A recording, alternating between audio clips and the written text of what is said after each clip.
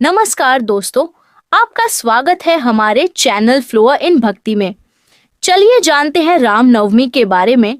रामनवमी का पर्व भारतीय संस्कृति और परंपरा में काफी विशेष स्थान रखता है। इसे भगवान श्री राम की मर्यादा, वीरता और धर्म के प्रति उनकी निष्ठा का प्रतीक माना जाता है। रामनवमी हर साल चैत्र माह के शुक्ल पक्ष की नवमी तिथि को मनाया जाता है। यह दिन भगवान श्री राम के जन्मोत्सव के रूप में मनाया जाता है और विशेष रूप से भगवान श्री राम की पूजा की जाती है। रामनवमी का पर्व भारतीय संस्कृति और परंपरा में काफी विशेष स्थान रखता है। इसे भगवान श्री राम की मर्यादा, वीरता और धर्म के प्रति उनकी निष्ठा का प्रतीक माना जाता है। इस दिन श्रद्धालु भगवान श्री राम की पूजा करने के साथ साथ उनके आदर्शों को अपनाने का प्रयास करते हैं। मान्यता है कि इस दिन भगवान श्री राम की पूजा करने से भक्तों के जीवन में सुख, शांति और समृद्धि का वास होता है। साथ ही जीवन के तमाम संकट समाप्त होते हैं। साथ ही इस दिन विशेष रूप से मां दुर्गा के 9वें रूप सिद्धिदात्री की भी पूजा की जाती है, जो सुख, समृद्धि और सभी बाधाओं से मुक्ति प्रदान करने वाली मानी जाती है। रामनवमी का पर्व में श्रद्धा और भक्ति से मनाया जाता है। यह पर्व धार्मिक दृष्टि से अत्यंत महत्वपूर्ण है। आइए जानते हैं इस बार रामनवमी की सही तिथि, पूजा मुहूर्त और पूजा विधि के बारे में।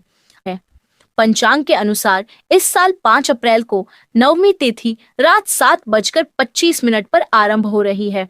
साथ ही इसका अंत 6 अप्रैल 2025 को रात 7:25 पर होगा, 7:21 पर होगा। ऐसे में 6 अप्रैल 2025 को रामनवमी मनाई जाएगी।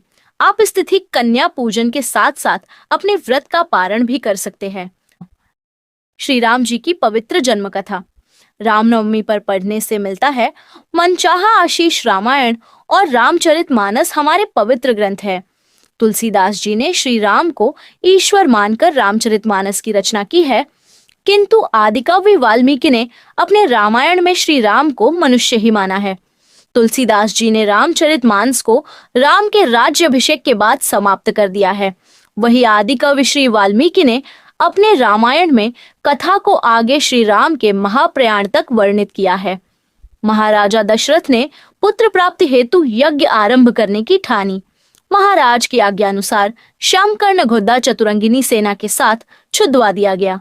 महाराज दशरथ ने समस्त मनस्वी, तपस्वी, विद्वान, आर्षि मुनियों तथा वेद विज्ञ प्रकांड पंडितों को यज्ञ संपन्न कराने के लिए बुलावा भेज दिया। निश्चित समय आने पर समस्त अभ्यागतों के साथ महाराज दशरथ अपने गुरु वशिष्ठ जी तथा अपने परम मित्र अंग देश के अधिपति लोभपाद के जामाता रंगराशि को लेकर यज्ञ मंडप में पधारे। इस प्रकार महान यज्ञ का विधिवत शुभारंभ किया गया। संपूर्ण वातावरण वेदों की अर्चाओं के उच्च स्वर में पाठ से गूंजने तथा समिधा की सुगंध से महकने लगा। समस्त पंडितों, ब्राह्मणों, ऋषियों आदि को यथोचित धन धान्य, गौ आदि भेंट कर के सादर विदा करने के साथ यज्ञ की समाप्ति हुई। राजा दशरथ ने यज्ञ के प्रसाद चरा खीर को अपने महल में ले जाकर अपनी तीनों रानियों में वितरित कर दिया। प्रसाद ग्रहण करने के परिणाम स्वरूप तीनों रानियों ने गर्भ धारण किया। जब चैत्र मास के शुक्ल पक्ष की नवमी तिथि को पुनर्वसु नक्षत्र में सूर्य, मंगल, शनि, बृहस्पति तथा शुक्र अपने अपने उच्च स्थानों में विराजमान थे। कर्क लग्न का उदय होते ही महाराज दशरथ की बद्धी रानी कौशल्या के गर्भ से एक शिशु का जन्म हुआ, जो कि नीलवर्ण, चुंबकीय आकर्षण वाले, अत्यंत तेजोमय, परम कांतिवान तथा अत्यंत सुंदर था। उस शिशु को देखने वाले देखते रह जाते थे। इसके पश्चात शुभ नक्षत्रों और शुभ गद्दी में महारानी कैकेयी के एक तथा तीसरी रानी सुमित्रा के 2 तेजस्वी पुत्रों का जन्म हुआ। संपूर्ण राज्य में आनंद मनाया जाने लगा।